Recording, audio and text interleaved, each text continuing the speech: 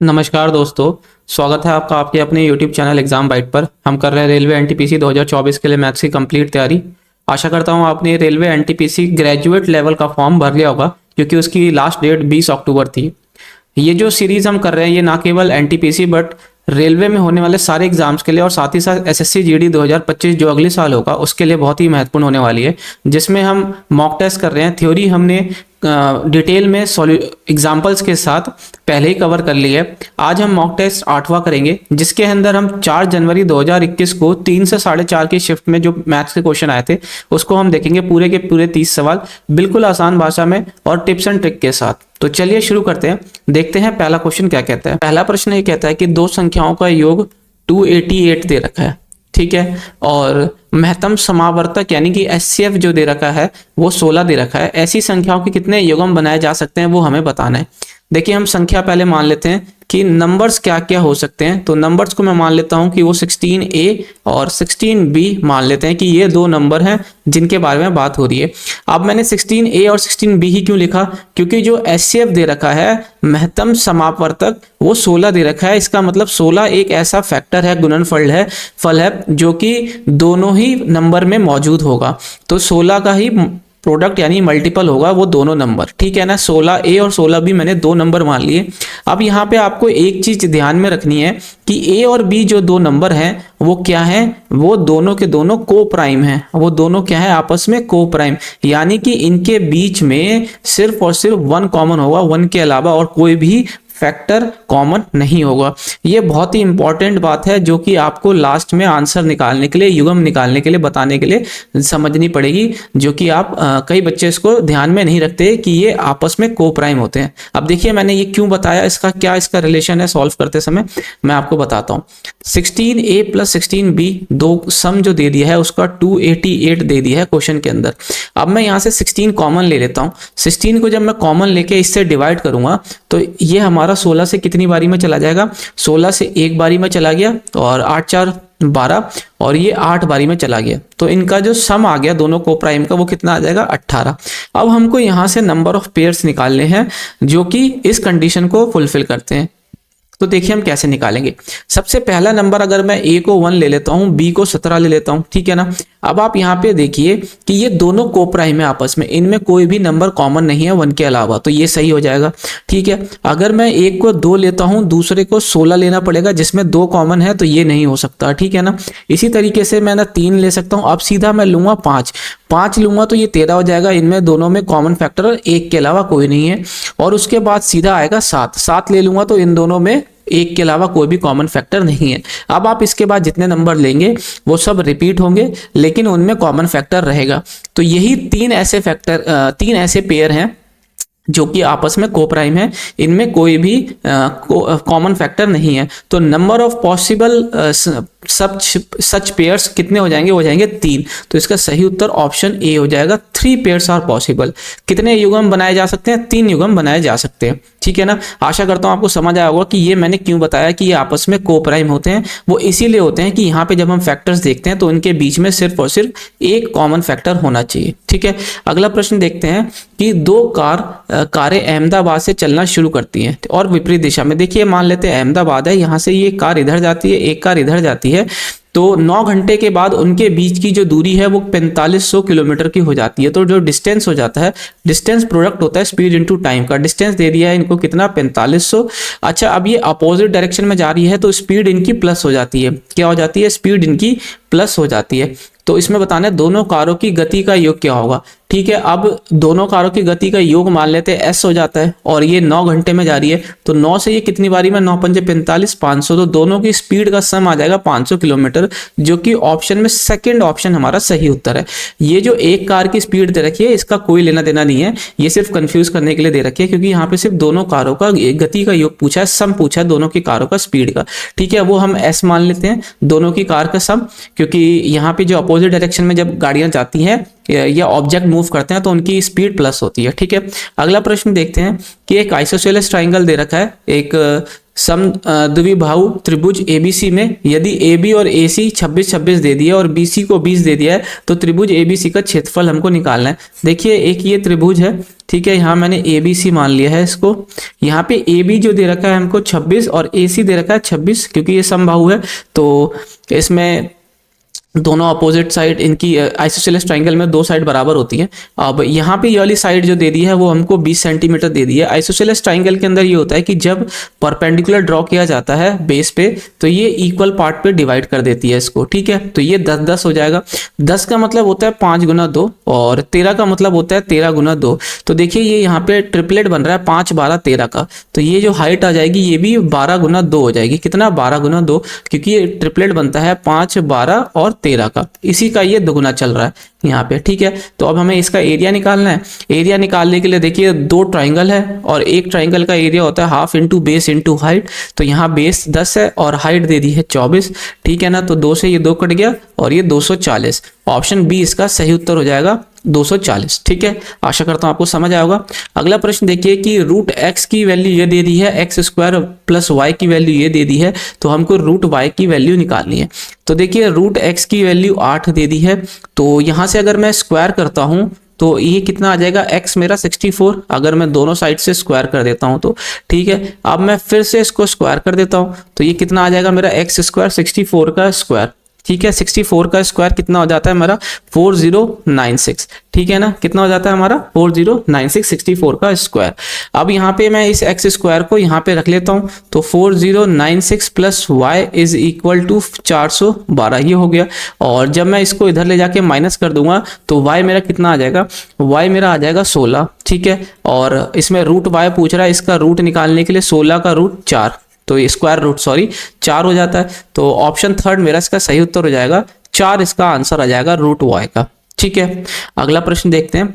अच्छा, यहाँ पे स्क्वायर कैसे निकालते हैं? ये जो 64 का स्क्वायर अगर आपको नहीं पता तो मैंने एक ऑलरेडी अपने चैनल पे वीडियो बना के डाल रखी है कि स्क्वायर्स हम कैसे निकालते हैं। तो ये वीडियो का लिंक आपको आई बटन पे मिल जाएगा, और इससे पहले की जितनी भी पार्ट्स मैंने कराए हैं इस सीरीज के अंदर उसका भी आपको प्लेलिस्ट का लिंक ऊपर आई बटन पे और इस वीडियो के डिस्क्रिप्शन में मिल जाएगा। उस वीडियो को आप देखिएगा जरूर, देखना मत भूलिएगा। उसके अंदर मैंने बताया हुआ है कि कैसे हम स्क्वायर्स को चंद सेकंड के अंदर निकाल लेते हैं। ठीक है ना, ऊपर आई बटन पे आपको प्लेलिस्ट का लिंक मिल जाएगा। अगला प्रश्न ये कहता है कि एक रोम्बस है जिसकी डायगोनल 65% है दूसरे डायगोनल के लिए। अच्छा, अब स्क्वायर जो बनाया जाता है वो लंबे डायगोनल पे बनाया जाता है, तो हमें रेशियो निकालना है किसका? एरिया ऑफ रोम्बस के एरिया का और स्क्वायर का। ठीक है, तो देखिए अगर मैं मान लेते हैं कि यहाँ पे एक ये रोम्बस बना देता हूँ और ये इसके 2 डायगोनल है। ठीक है, और एक डायगोनल 100% है, तो मान लेते हैं कि यहाँ से ये जो डायगोनल है ये 100% है, और यहाँ से ये जो डायगोनल दे रखा है ये कितना दे रखा है? 65% इसका। ठीक है, अब ये 100% वाले पे ही क्या किया गया है? एक स्क्वायर बना दिया गया है। ठीक है ना, अब आप समझ जाइएगा, थोड़ा सा फिगर खराब है। तो इसकी सारी साइड्स कितनी हो जाती है? स्क्वायर की बराबर हो जाती है, तो 100 हो जाएगा। अब यहाँ पे क्या कहता है कि एरिया ऑफ रोम्बस है। एरिया ऑफ रोम्बस क्या होता है? Half into D1 into D2। अब इसका रेशियो निकालना है किसके? स्क्वायर के एरिया के। ठीक है ना, तो अब देखिए D1 कितना है? दोनों का एक 100 है और एक 65 है। अब स्क्वायर कितना हो जाता है इसका? 100 का स्क्वायर, क्योंकि एक स्क्वायर की साइड इसमें 100 है, तो देखिए एक ये 100 से ये 100 चला जाएगा। ठीक है ना, और अगर मैं इसको 5 से काट दूं तो ये 13 से चला जाएगा, और 5 से ये 20 से चला जाएगा, और ये 13 और ये 2 इधर आके जो है मल्टीप्लाई हो जाएगा, तो 20 को दुगना हो जाता है 40, तो 13:40 इसका आंसर आएगा, जो कि ऑप्शन सेकंड इसका सही आंसर है। आशा करता हूँ आपको समझ आया होगा। अगले क्वेश्चन देखते हैं क्या कहता है। प्रश्न कहता है कि डेविड ने एक कार बेची 1,20,000 पे, जिसको 20% का उस पर मुनाफा होता है। 20% का मुनाफा का मतलब होता है 1 का मुनाफा 5 पे। अगर ये क्रय मूल्य है और ये विक्रय मूल्य है, क्रय मूल्य 5 है तो 1 का मुनाफा हो गया 6। ठीक है, इस 6 की वैल्यू हमको कितनी दे रखी है? 1,20,000, जो कि सीधा सीधा कितना है? वो 20,000 गुना है। तो यहाँ से हम इसका क्रय मूल्य भी निकाल लेंगे 20,000 गुना, तो ये कितना हो जाएगा, ये हमारा हो जाएगा 1 लाख। यानी कि 1 लाख की गाड़ी उसने 1,20,000 पे बेच दी, सीधा सीधा 20% का मुनाफा। अब उसको 30% का मुनाफा कमाने के लिए कितने पे बेचना पड़ेगा, तो इसको इसका जो क्रय मूल्य है इसका 130% पे बेचना पड़ेगा, तभी तो 30% का उसका मुनाफा हो जाएगा। तो जब हम इसको काट लेंगे तो सीधा सीधा दिख रहा है हमारे को कितना, 13, यानी कि 1,30,000 पे उसको बेचना पड़ेगा। ठीक है ना, यहाँ वैसे भी 20% पे अगर 20,000 बढ़ रहा है 1 लाख पे, तो यानी 10% एक्स्ट्रा और बढ़ रहा है, तो 30% पे 10,000 और बढ़ा देंगे। 1 लाख का 10% 10,000 होता है, तो वो 1,30,000 पे बिकेगी, जो कि ऑप्शन सेकंड इसका सही उत्तर है। इसको एग्जाम में आपको कम से कम लिखना है। ठीक है ना, आपको सीधा इतना, जब हमने कॉस्ट प्राइस निकाल लिया, कॉस्ट प्राइस निकालने के बाद ही आप सीधा आंसर टिक कर दीजिएगा 30% देख के, 13 वाला ऑप्शन हो जाएगा, जो कि ऑप्शन सेकंड है। अगला प्रश्न देखते हैं कि किसी संख्या को पहले 20% घटाया जाता है, फिर बाद में 15% बढ़ाया जाता है, तो प्राप्त संख्या मूल संख्या से 64 कम है, तो मूल संख्या ज्ञात कीजिए। अब देखिए इसके अंदर हम क्या करते हैं, मान लेते हैं कि मूल संख्या x है, जिसमें से 20% का मतलब होता है कि 1 का घटाव 5 पे, तो यानी कि 5 में से 1 घटाया तो 4/5 हो गया। अब उसके बाद 15% इंक्रीज कर दिया जाता है कि 3 का इंक्रीमेंट हो जाता है, 15% इंक्रीमेंट का मतलब होता है 3 का इंक्रीमेंट 20 पे, तो यानी कि ये अब 23/20 हो जाएगा। ठीक है, तो अब ये जो नंबर आता है ये मूल नंबर में से 64 कम होता है। ठीक है, तो अब यहां से देखिए 4 से ये 5 टाइम चला जाएगा। ठीक है ना, तो ये x/23x/25 हो गया, और ये x-64 हो गया। ठीक है, अब यहां से अगर आप निकालना चाहें तो 64 इधर आ जाएगा, और ये x-23/25, सॉरी ये x आ जाएगा, तो 25x में से 23x गया, तो यानी कि 2x/25 आ गया। तो ये 2 से यहाँ से अगर हम कट करें तो ये 32 बारी में चला जाएगा, तो यहाँ से x की वैल्यू कितनी हो जाएगी, 32 × 25। ठीक है, 25 दूना 50 होता है, 25 से 75, और ये 5 80, तो ऑप्शन 4 इसका सही आंसर हो जाएगा। 800 जो है ओरिजिनल नंबर होगा। ठीक है, ऑप्शन 4 इसका सही उत्तर है। आशा करता हूं आपको समझ आया होगा। बाकी आप इसको बाय ऑप्शन करना चाहे तो कई बच्चे बाय ऑप्शन भी कर सकते हैं, लेकिन अब वही है कि इसमें क्या पता कि आप कौन सा ऑप्शन पहले लेते हैं तो आपको टाइम ना लग जाए, इसलिए मैंने इसको डायरेक्ट, इसमें कैलकुलेशन ईजी थी तो मैंने डायरेक्ट इसको सॉल्व कर लिया। अगला प्रश्न क्या कहता है, अगला प्रश्न सिंप्लीफिकेशन का प्रश्न है। देखिए सबसे पहले बोर्ड मार्क्स लगता है, तो डिवाइड करेंगे, तो 7 को जब हम डिवाइड कर देंगे, 6.3 को 7 से डिवाइड करेंगे तो ये 0.9 आ जाता है। ठीक है ना, और इसको जब हम मल्टीप्लाई कर देंगे तो ये 3.9 हो जाता है, -2। ठीक है, अब यहाँ से ये 3 बच गया, +3 और -2 यानी कि +1, तो 15 और 1 16, ऑप्शन सेकंड इसका सही उत्तर है। 16 इसका आंसर है। 1 सेकंड, इसमें हम करेंगे तो ये 15 में से 2 गया 13 हो जाएगा, और ये कर लेंगे तो +3। ठीक है, तो ये 16 हो गया, बिल्कुल ठीक है, तो 16 इसका सही उत्तर है। ऑप्शन सेकंड इसका सही आंसर हो जाएगा। अगला प्रश्न देखते हैं। अगला प्रश्न ये कहता है कि 400 और 500 के बीच की उन संख्याओं का योग ज्ञात कीजिए जिन्हें 8, 12 और 16 से विभाजित करने पर प्रत्येक स्थिति में शेषफल 5 प्राप्त होता है। तो सबसे पहले ऐसे क्वेश्चन में हम इनका एलसीएम ले लेते हैं 8, 12, 16 का। तो जब आप 8, 12, 16 का एलसीएम लेंगे तो वो 48 आ जाएगा। ठीक है, अब आपको क्या करना है कि इस 48 के +5, ये आपका एक्सप्रेशन आ गया जिसके अंदर 5 आपका शेषफल बच रहा है किसी नंबर से डिवाइड करने पे। ठीक है, तो अब आपको इन नंबर को किसके बीच में ले जाना है, इस नंबर को आपको ले जाना है 400 के बाद के अंदर, है ना। ये नंबर जो होना चाहिए 400 से बड़ा होना चाहिए और 500 से छोटा होना चाहिए। तो सबसे पहले देखिए k को हम क्या रखेंगे, अगर मान लेते हैं कि k को हम 9 रखते हैं, k की वैल्यू को अगर मैं 9 रखता हूं, तो अगर मैं इसको 9 से गुना करूंगा तो ये कितना हो जाएगा 432। ठीक है ना, 432 + 5, तो ये कितना हो जाएगा 437। ठीक है, तो पहला नंबर जो 400 से बड़ा होगा, जो कि इस एक्सप्रेशन की कंडीशन को फुलफिल करेगा, वो 437 हो जाएगा। ठीक है, अभी हमने क्यों किया, क्योंकि एक क्वेश्चन में दे रखा है कि 8, 12, 16 से जब भी हम विभाजित करते हैं तो हर केस में 5 जो है शेषफल बचता है, तो 5 रिमाइंडर ये हमारा बचना चाहिए। तो पहला नंबर हो गया 437। अब दूसरा नंबर अगर मैं 4 को 10 रख दूं तो ये 480 + 5 485। अब यहाँ से जो है कोई भी नंबर 500 से छोटा नहीं होगा, ये 2 ही नंबर आएंगे जो 400 से 500 के बीच में होंगे। तो जब हम इनको सम कर देंगे तो ये कितना हो जाएगा 12, और ये 8, 4, 12 हो जाएगा, और 4, 4, 8 और 1 9, यानी कि 922 इसका सम आ जाएगा, जो कि ऑप्शन 4 इसका सही आंसर है। ठीक है, आशा करता हूं आपको समझ आया होगा। अगला प्रश्न देखते हैं। अगला प्रश्न ये कहता है कि 20 आदमी और 15 लड़के किसी कार्य को 10 दिन में कर सकते हैं। ठीक है, तो यहाँ देखिए आप 20 men + 15 बॉयज किसी काम को कितने दिन में कर रहे हैं, 10 दिन में। ठीक है ना, और साथ ही में वही काम जो है, सेम काम को 25 आदमी और 10 लड़के कितने दिन में कर देते हैं, 9 दिन में। तो अब इनको इनके जो डेली वेजेस का नहीं डेली जो ये काम करते हैं उसका अनुपात निकालना है, किसका, आदमी का लड़कों के। तो आप यहाँ पे देखिए, अगर मैं यहाँ से 5 कॉमन ले लेता हूँ, 5 से ये 3 बारी में चला जाएगा और 5 से ये 4 बारी में, ये 5 से 5 बारी में, 5 से 2 बारी में, दोनों साइड से 5-5 कॉमन लेके हमने काट दिया। अब देखिए ये अंदर मल्टीप्लाई कर देंगे तो 40 आदमी 30 लड़के हो गया, और यहाँ पे 45 आदमी और 18 लड़के हो गया।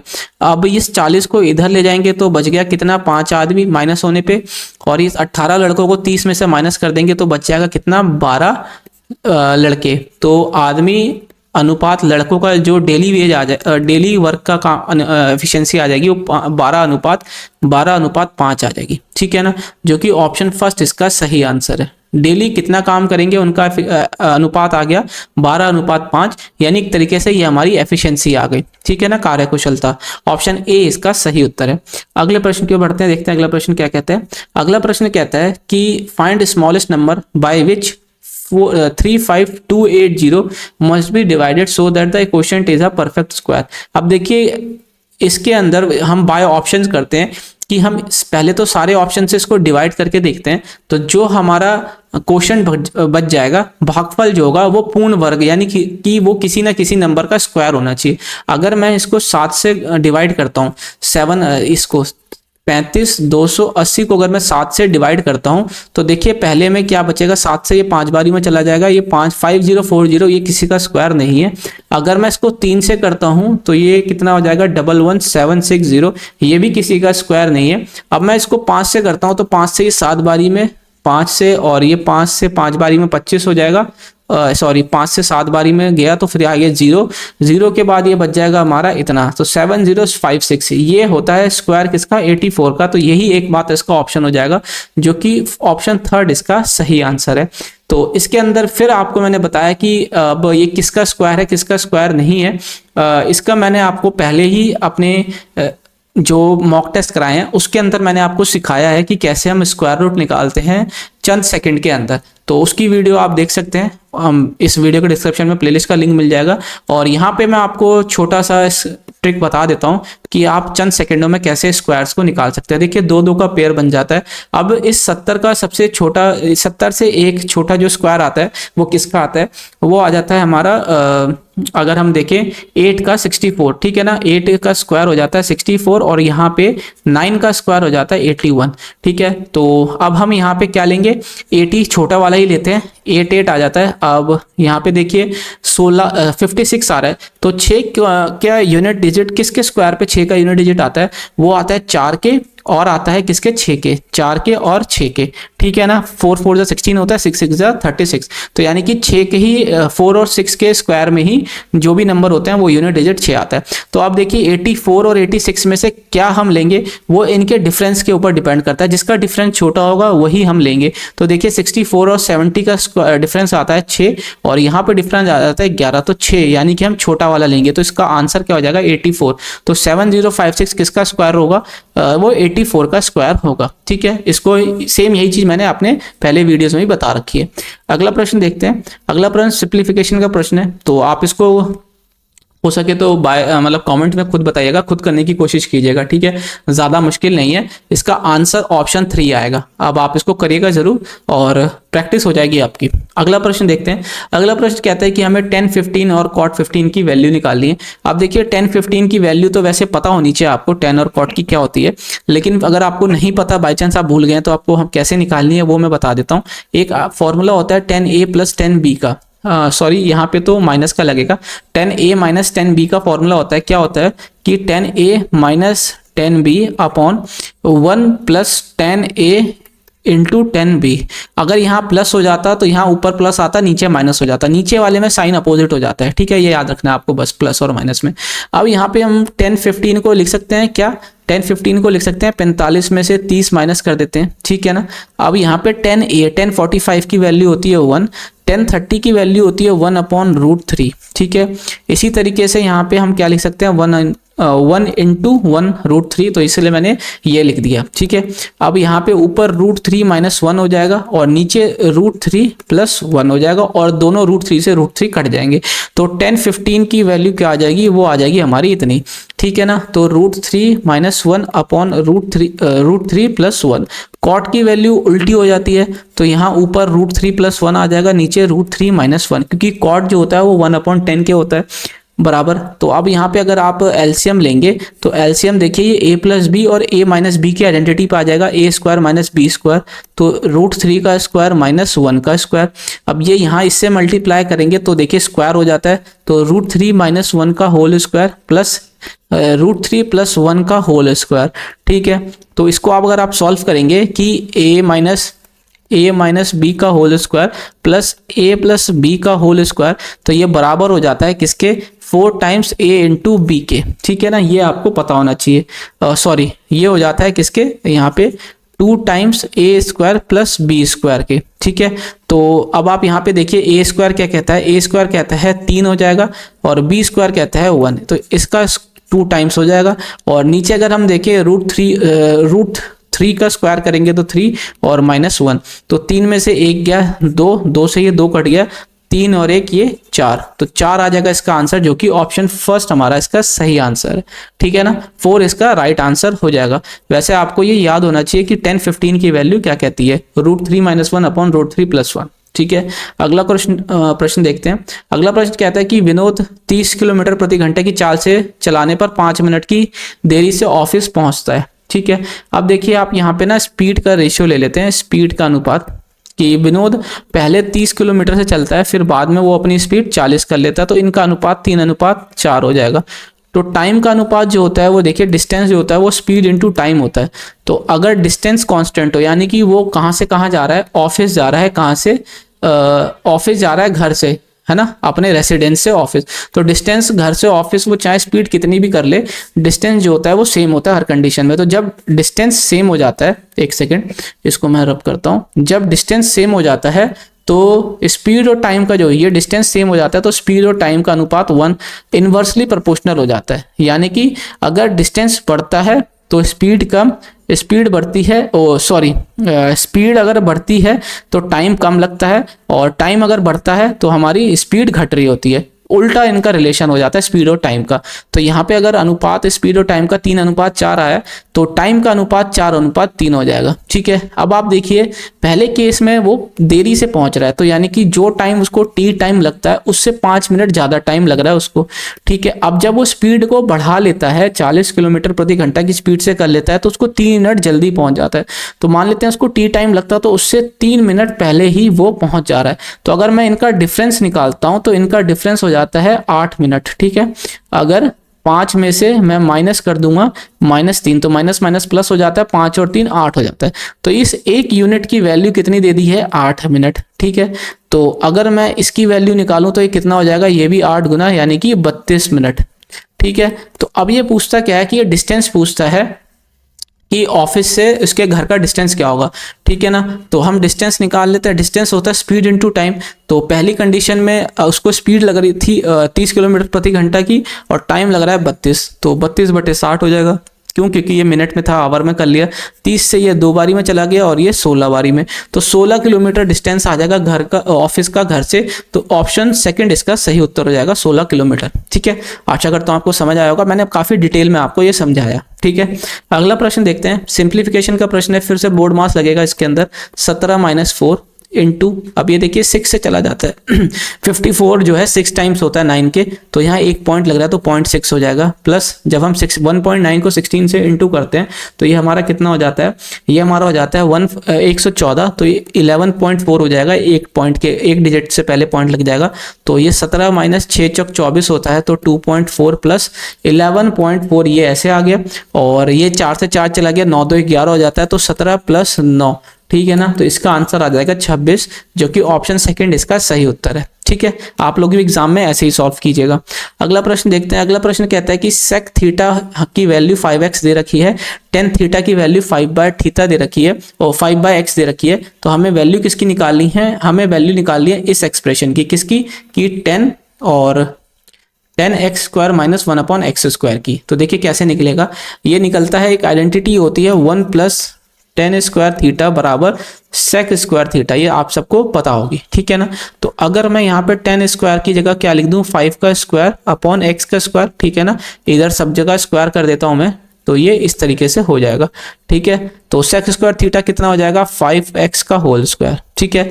तो अब मैं यहाँ पे क्या लिख सकता हूँ, अब इस 5 स्क्वायर को 25x² लिख लूँ और इसको मैं इधर ले जाऊंगा तो माइनस हो जाएगा, तो 25/x² इज इक्वल टू 1, ये हो गया, ठीक है। अब मैंने क्या करा कि यहाँ से 25 निकाल लिया कॉमन, तो ये x² माइनस 1/x² और ये 25 इधर आ जाएगा, मल्टीप्लाई हो जाएगा और इधर आ गया 1, ठीक है ना।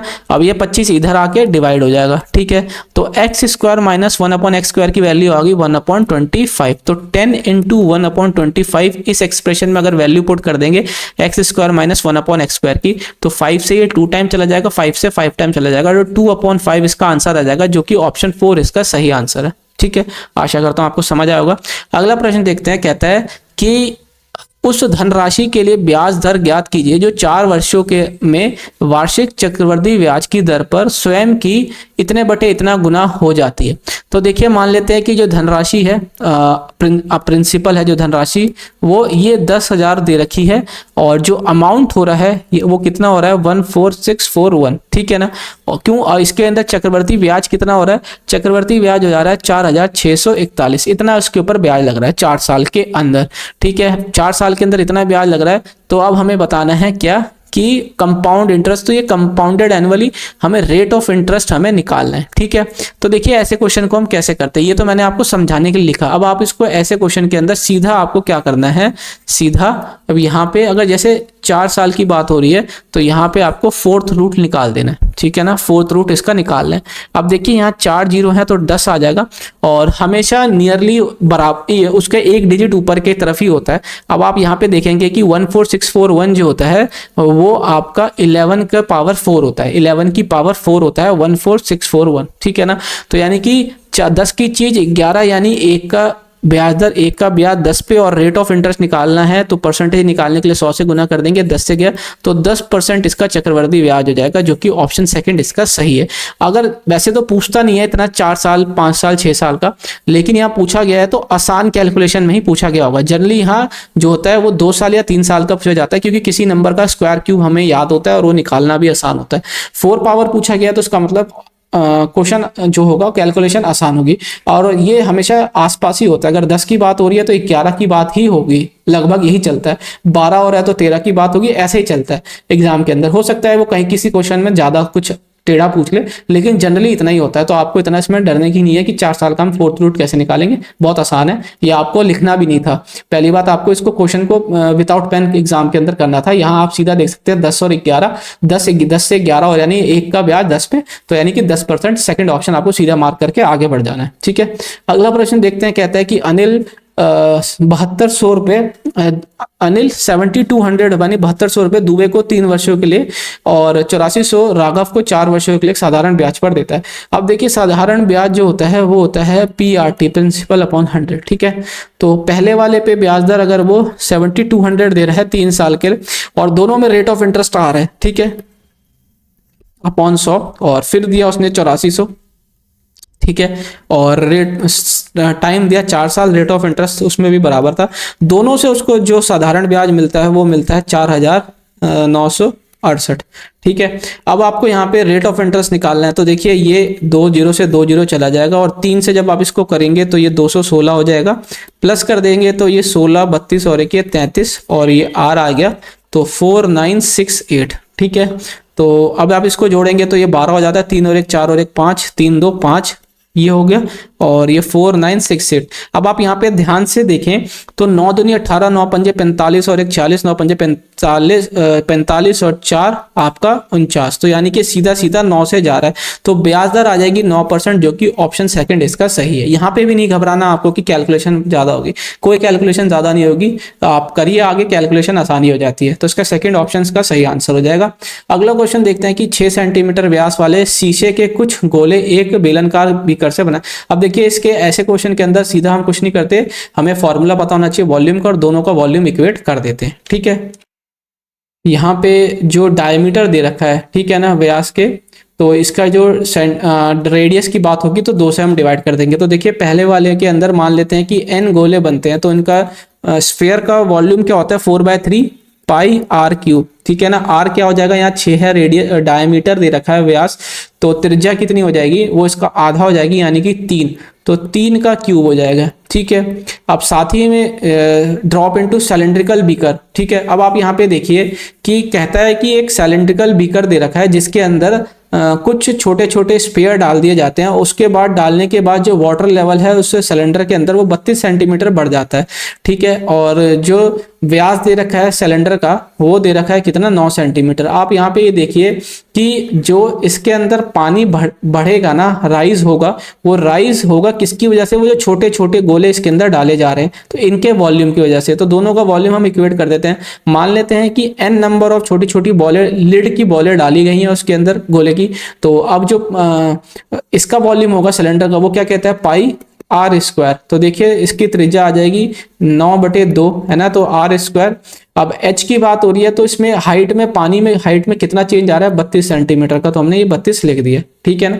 अब ये पाई से यहाँ से पाई चला जाएगा और 3 से 1 3 इधर चला जाएगा, 3 3 9, ये 9 इधर से चला गया और 2 से 2 यानी कि 4 हो जाएगा, 4 से 8 बारी में ये चला गया, 4 से ये 2 बारी में चला गया, ठीक है। तो n की वैल्यू हो जाएगी 9 दूनी 18, तो 18 छोटी छोटी बॉलें डली होंगी। ऑप्शन फर्स्ट इसका सही उत्तर है, जिसकी वजह से सिलेंडर के अंदर जो पानी है वो 32 सेंटीमीटर हाइट से और ऊपर आ गया, ठीक है। अगला प्रश्न देखते हैं। अगला प्रश्न ये कहता है कि 11 सदस्य की क्रिकेट टीम में कप्तान की आयु 35 वर्ष है तथा विकेट कीपर की आयु कप्तान की आयु से 5 वर्ष अधिक है, ठीक है। तो देखिए कैप्टन की आयु 35 है और विकेट कीपर की आयु 5 वर्ष ज्यादा यानी कि ये 40 साल का है, ठीक है। अब उसके साथ कहता है यदि इन दोनों का आयु को हटा दिया जाए तो बचे हुए खिलाड़ियों की औसत आयु पूरी टीम की औसत आयु से 3 वर्ष कम हो जाती है। तो पूरी टीम की औसत आयु हमें निकालनी है, ठीक है। अब आप यहाँ पे देखिए कि 11 मेंबर की जो टीम है उसका एवरेज दे दिया है x, तो अगर इसमें से 2 मेंबर हटा दें तो 9 मेंबर की एवरेज कितनी हो जाती है, वो हो जाती है x-3, ठीक है ना। अब आप देखिए कि एवरेज क्या होता है, एवरेज होता है सम अपॉन नंबर्स, जो नंबर्स होते हैं। तो एवरेज आ गया हमारा x-3 और सम कितना हो जाएगा, तो देखिए सम कैसे निकालेंगे, सबसे पहले तो 11x हो जाएगा यहाँ से, ठीक है। अब इसमें से हम माइनस कर देते हैं कि जो 2 एज निकाली गई हैं, तो 35 और प्लस 40, तो ये कितना हो जाता है हमारा 75। तो 11x में से 75 को माइनस कर दे और अब कितने खिलाड़ी रह गए हैं, सिर्फ और सिर्फ 9, तो ये हो गया हमारा यहाँ से। अब इसको हम क्रॉस मल्टीप्लाई कर देते हैं, ये 9x 27 is equal to 11x minus 75, ठीक है। तो 11x में से 9x तक गया तो 2x हो जाएगा और अब 75 में से 27 जाएगा तो ये कितना हो जाएगा हमारा 48, तो 2 से ये कट गया हमारा कितना 24 बारी में। तो ये पूछ क्या रहा था कि पूरी टीम की औसत आयु बताना है, यानी x की ही वैल्यू निकालनी थी। x की वैल्यू आ गई 24 वर्ष, जो कि ऑप्शन फर्स्ट हमारा इसका सही उत्तर है, 24 वर्ष। आशा करता हूँ आपको समझ आया होगा। अगला प्रश्न देखते हैं। अगला प्रश्न ये कहता है कि अमर और कोमल की आयु का अनुपात ये दे दिया है, इन आय का अनुपात, आयु का नहीं, आय का अनुपात 5:4 दे दिया और इनके व्यय यानी एक्सपेंडिचर का अनुपात ये दे दिया है और दोनों ही मिलके जो है 6-6 हज़ार रुपये बचा लेते हैं। तो अमर की आय ज्ञात करनी है। देखिए इसका मैं आपको बहुत ही बेहतरीन तरीका बताता हूँ, हर बार ही बताया, इस बार ही बताता हूँ कि मान लेते हैं ये अमर हो गया, ये कोमल हो गया, इनकी इनकम का अनुपात जो दे दिया है वो 5:4 दे दिया है, इनका एक्सपेंडिचर दे दिया है 2:1 और इन अब जब आय में से व्यय को निकाल देंगे यानी इनकम में से एक्सपेंडिचर निकाल देंगे तो आ जाता है हमारा सेविंग जो उन्होंने बचाया है, क्या है 6-6 हज़ार रुपये दोनों ने बचाए, ठीक है। तो ऐसे केस में इसको इससे मल्टीप्लाई करके यहाँ लिख देते हैं तो ये 5 आ जाता है, इसको इससे मल्टीप्लाई करके यहाँ लिख देते हैं तो ये 8 आ जाता है, इसको इससे मल्टीप्लाई करके यहाँ लिख देते हैं तो ये 6,000 आ जाता है, इसको इससे मल्टीप्लाई करके यहाँ लिख देते हैं तो ये 12,000 आ गया, ठीक है। अब इनका डिफरेंस देखिए कितना दे रखा है, इनका डिफरेंस आ रखा है 6,000, ठीक है। इसी जगह पे यहाँ पे इनका डिफरेंस कितना है 3 यूनिट, ठीक है। तो हमें हमेशा 1 यूनिट की वैल्यू ही निकालनी होती है। 3 यूनिट की वैल्यू दे दी है हमको कितना 6,000, ठीक है ना। और यहीं से 1 यूनिट की वैल्यू कितनी आ जाएगी, 1 यूनिट की वैल्यू आ जाएगी 2,000। तो अब ये पूछता क्या है कि अमर की इनकम, तो अमर की इनकम कितनी है 5 यूनिट, तो 1 यूनिट की वैल्यू 2,000, तो 5 यूनिट की वैल्यू कितनी हो जाएगी 10,000, सीधा सीधा गुणा हो जाएगा। तो ऑप्शन 4 इसका सही आंसर हो जाएगा 10,000 अमर की जो है इनकम हो जाएगी। ठीक है ना, आशा करता हूँ आपको समझ आया होगा। यही मेथड मैं आपको इस क्वेश्चन को कराने के लिए हर बारी करता हूँ और आपको अभी तक ये मेथड समझ में आ जाना चाहिए। ऐसे मेथड से आप इसमें अगर डेटा भी मुश्किल हो तो 1 मिनट के अंदर ही अंदर आप आंसर निकाल सकते हैं। और ऐसे क्वेश्चंस के अंदर तो आप बिना पेन चलाए ही आप, अगर ये मेथड आपको पता है तो आप बिना पेन चलाए ही आप इसका सॉल्यूशन आराम से कर सकते हैं। ठीक है, अगला प्रश्न देखिए, कहता है कि एवरेज वेट दे दिया है किसका, P plus Q plus R का, वो कितना दे रखा है 58। ठीक है ना, तो अब इनका सम कितना आ जाएगा, तो हम इसको सम के लिए 3 से गुणा कर देते हैं। तो 58 को 3 से गुणा करेंगे तो ये हमारा कितना आ जाता है, 58 इंटू 3 हो जाएगा हमारा 108 kg। ठीक है ना, 108। अब यहीं पे P और Q का एवरेज दे दिया है 54 kg। तो 54 को अगर मैं 2 से गुणा कर देता हूँ तो कितना आ जाता है, वो आ जाता है हमारा 108। और ये हमारा गलत हो गया, ये 24 और 15 और ये 17। ठीक है ना, 174। अब मैं इसको माइनस कर देता हूँ इसके अंदर से, आर की वैल्यू आ जाएगी। ठीक है ना, तो 174 में से अगर मैं 108 को कट कर दूंगा तो ये कितना आ जाएगा मेरा 66। ठीक है ना, 66 kg हो गया। अब यहाँ पे ये पूछता क्या है, Q का वेट। अब अगले कंडीशन में कहता है Q प्लस R जो दे दिया है हमको, वो कितना दे दिया है, Q प्लस R 48। इसको 2 से गुणा कर देता हूँ तो 2 से गुणा करने पे ये हमारा कितना आ जाएगा 96। ठीक है ना, 96 हो जाएगा। और R की मैंने एज निकाली ली है, R की वेट आ रखा है कितना 66। तो 96 में से 66 माइनस कर देंगे तो 30 आ जाएगा Q का हमारा एवरेज और Q का वेट। तो 30 kg इसका सही आंसर है, जो कि ऑप्शन सेकंड इसका सही है। एकदम एग्जाम पॉइंट ऑफ व्यू से बताया कि कैसे एग्जाम के अंदर आपको करना है। ठीक है, मैंने आपको इसके अंदर स्टेप बाय स्टेप लिख के नहीं बताया जिससे कि क्या लेंदी लगे आपको, लेंदी नहीं, एग्जाम के अंदर भी आपको इसी तरीके से सोचना है, इसी तरीके से करना है। ठीक है, ऑप्शन सेकंड इसका सही उत्तर हो जाएगा। अगला प्रश्न देखिए, कहता है कि ABC का सम दे रखा है 14 और AB BC CA ये दे दे। सीधा सीधा फॉर्मूले का क्वेश्चन है, कैसे, AQ plus BQ plus CQ minus 3ABC। ये फॉर्मूला किसके बराबर हो जाता है, ये हो जाता है A plus B plus C, फिर ये A square plus B square plus C square minus A B minus B C minus C A. ठीक है, इस फॉर्मूले पे हमको रखना है, लेकिन उससे पहले इस A square plus B square plus C square की हमको वैल्यू निकालनी है। अब इसकी वैल्यू हम कैसे निकालेंगे, इसकी वैल्यू निकालते हैं हम एक और आइडेंटिटी के साथ, A plus B plus C का whole square is equal to A square plus B square plus C square plus 2 times A B B C plus C A. ठीक है, इस आइडेंटिटी पे रख के हम वैल्यू निकालते हैं। तो देखिए ए प्लस बी प्लस सी कितना दे रखा है 14 का 14 और 14 का स्क्वायर हो जाता है 196 और यही हमको निकालनी है। ठीक है, प्लस इसकी हमें वैल्यू दे रखी है 47। 47 को अगर हम 2 बारी में कर देंगे तो ये हमारा कितना हो जाता है 94। ठीक है ना, 47 का 2 टाइम्स, तो इसको जब हम माइनस कर देंगे तो ये कितना आ जाएगा, इसकी वैल्यू आ जाएगी 102। ठीक है, अब इसको हम यहाँ पे रख लेते हैं। तो ए बी सी की वैल्यू 14 हो गई है, इसकी वैल्यू 102 माइनस कितनी हो जाएगी, ये 47 और यहाँ पे दे दी है 3 गुना कितना 15 के। ठीक है ना, तो जब हम इसको सॉल्व कर लेंगे तो ये कितना हो जाता है, 102 में से 47 गया तो बच गया 55। ठीक है, और 14 गुना 55 और प्लस कर देंगे, ये माइनस हो रहा है इधर आके, तो 15 तिया 45, ये प्लस हो गया।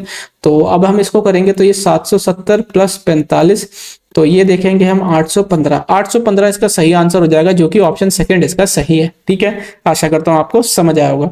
अगला प्रश्न देखते हैं। अगला प्रश्न कहता है कि जब इंटीजर n को 9 से डिवाइड करते हैं तो इस कंडीशन में जो शेषफल बचता है वो 4 बचता है। तो हमें बताना है कि 12n को 9 से डिवाइड करने पे शेषफल कितना बचेगा। ऐसे क्वेश्चन में मैं ऑलरेडी बता चुका हूँ, जो रिमाइंडर बचता है एटलीस्ट उससे नंबर तो वो कम ही होगा।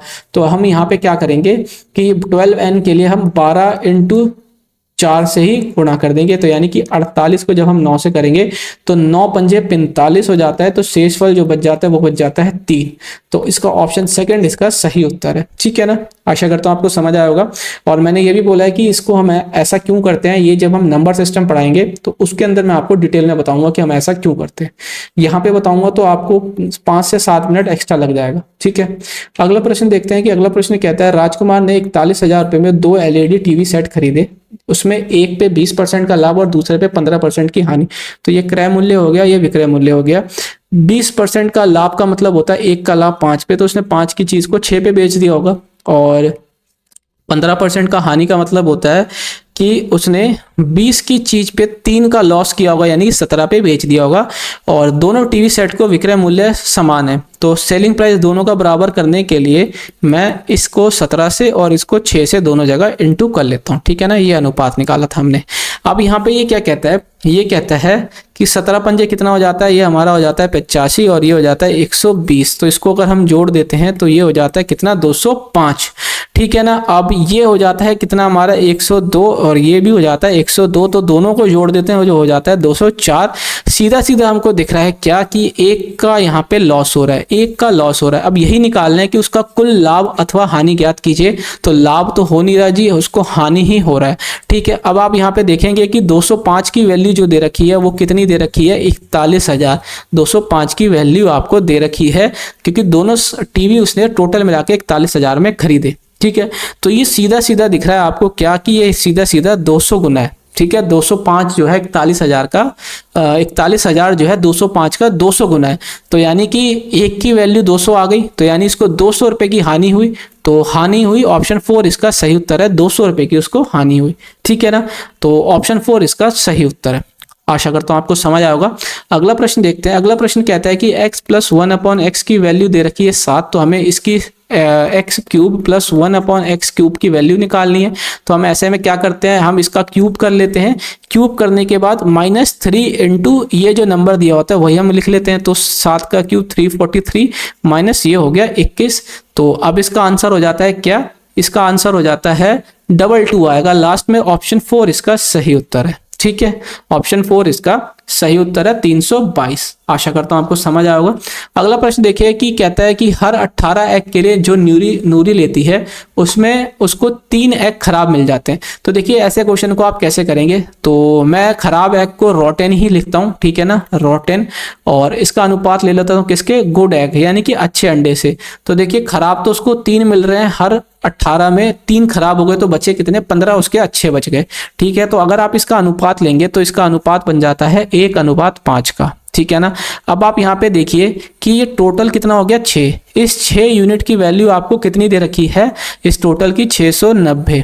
ऐसा मैं मान लेता हूं कि इसी अनुपात में टोटल अंडे उसके आ गए होंगे। तो 5-6 यूनिट की वैल्यू, मैं एक्स वैक्स नहीं लिखता, यूनिट मान लेता हूं। 6 यूनिट की वैल्यू 690 दे रखी है, जो सीधा सीधा कितना है 115। अब ये 115 का मतलब क्या है, 1 यूनिट की वैल्यू, ठीक है। अब वो पूछता क्या है कि हाउ मेनी गुड एग्स, तो यानी कि कितने अच्छे अंडे उसको मिले। तो हमें इस 5 की वैल्यू निकालनी है। 1 की वैल्यू 115 गुना, तो 5 की वैल्यू भी 115 गुना कर देते हैं, जो सीधा सीधा 575 एग्स आ जाती है जो अच्छे अंडे होंगे। तो इसका सही उत्तर है ऑप्शन फर्स्ट, ठीक है ना। 575 उसको अच्छे अंडे मिले होंगे, 690 टोटल अंडे खरीदे जो उसने, ठीक है, उस जिसमें से 115 अंडे उसके खराब होंगे, ठीक है। अब अगला प्रश्न देखते हैं कि हमें 5 संख्या की वो सबसे बड़ी से बड़ी डिजिट बतानी है। 5 अंकों की वो सबसे बड़ी से बड़ी संख्या, बड़ी से बड़े नंबर बताना है जो कि 468 से पूर्णतः विभाजित हो, ठीक है।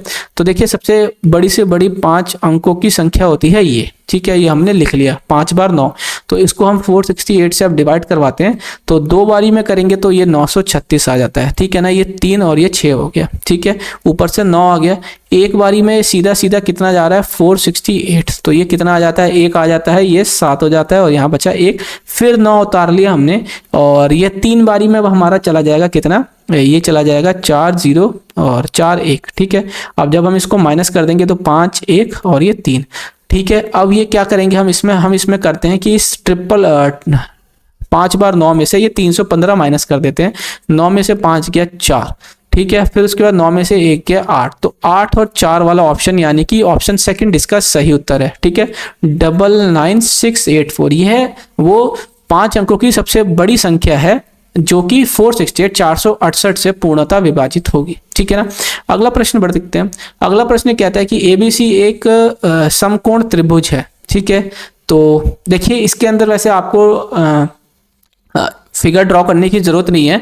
इसके अंदर होता क्या है कि जो इन रेडियस पूछ रहा है, यानी कि ट्राइंगल के अंदर जो सर्कल बनाई जा रही है उसकी त्रिज्या पूछ रहा है, तो वो हमेशा क्या होती है, perpendicular plus base minus hypotenuse upon 2 ये होती है, ठीक है ना। तो अब आप यहाँ पे देखिए कि ABC इस तरीके से ट्राइंगल बोल दिया है, जहाँ पे क्या कहता है कि लेंथ जो है दो साइड की जो राइट एंगल को देखिए 10 और 24 है, यानी कि ये 10 है और ये 24 है। तो आप यहाँ पे ध्यान से दीजिए कि ये 12 और ये 5, ये 5 का दुगना है, ये 12 का दुगना है। अभी मैंने कुछ क्वेश्चन पहले बताया कि ये ट्रिपलेट होता है 5 12 13, तो ये हो जाएगा 13 का दुगना यानी कि 26। ठीक है, तो यहाँ परपेंडिकुलर हो जाती है 10, बेस हो जाती है 24, माइनस कर लेते हैं 26 और 2 से भाग कर देंगे, तो यहाँ -2 बचा। 10 में से -2 करते हैं तो 8 बच जाता है, तो 8/2, तो ये 4 आ गया।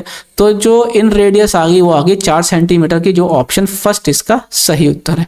ठीक है ना, आशा करता हूँ आपको समझ आया होगा। अगला प्रश्न देखते हैं। अगला प्रश्न कहता है कि 40 मैंगो ट्री हैं, 56 एप्पल ट्री हैं और 72 ऑरेंज संतरे का ट्री हैं। इनको इस तरीके से प्लांट किया जाता है, पंक्तियों में इस प्रकार लगाया जाना चाहिए ताकि प्रत्येक पंक्ति में केवल एक ही प्रकार के पेड़ समान संख्या में हो। तो उन पंक्तियों की न्यूनतम संख्या ज्ञात कीजिए वो जिसमें उपयुक्त पेड़ लगाए जा सकते हैं। तो ऐसे क्वेश्चन में हम क्या करते हैं, ऐसे क्वेश्चन में हम करते हैं कि सबसे पहले तो इनका HCF निकालिए। ठीक है ना, HCF निकालते हैं किसका, 24, 56 और 72 का। तो जब आप इसका HCF निकालेंगे तो आ जाता है 8। अब कैसे, देखिए 8 या 24 और ये 7 8 और ये कितना हो जाता है, ये हमारा 8 निमा। तो देखिए सब में 8 8 8 कॉमन आ रहा है, तो 8 आ गया इनका HCF। ठीक है, तो अब आप देखिए 24 को जब 8 से डिवाइड कीजिए फिर प्लस कर दीजिए, 56 को फिर 8 से डिवाइड कीजिए प्लस कर दीजिए और 72 को फिर 8 से डिवाइड करके प्लस कर दीजिए। 8 या 24 हो जाता है, ये 7 हो जाता है, ये 9। ठीक है ना, तो ये आ गया आपका 7 3 10 19, तो ये टोटल आ जाएगा इसका 19। तो ऑप्शन 4 इसका सही आंसर है, 19। ठीक है, हम आशा करता हूँ आपको समझ आया होगा। बहुत आसान तरीके से मैंने आपको ये अभी तक के जितने सॉल्यूशन है 30 के 30 सॉल्यूशन कराए। तो अगर वीडियो अच्छी लगी हो तो वीडियो को लाइक कीजिएगा, और आप हमारे इस रोजगार एक्सप्रेस से अभी तक नहीं जुड़े हैं तो चैनल को अभी सब्सक्राइब कर लीजिएगा और साथ ही में बेल आइकन को भी प्रेस कर लीजिएगा, जिससे कि आने वाली वीडियो का नोटिफिकेशन आपसे मिस ना हो सके। तो मिलते हैं अगली वीडियो में, तब तक एग्जाम बाइट चैनल को देखने के लिए बहुत बहुत धन्यवाद।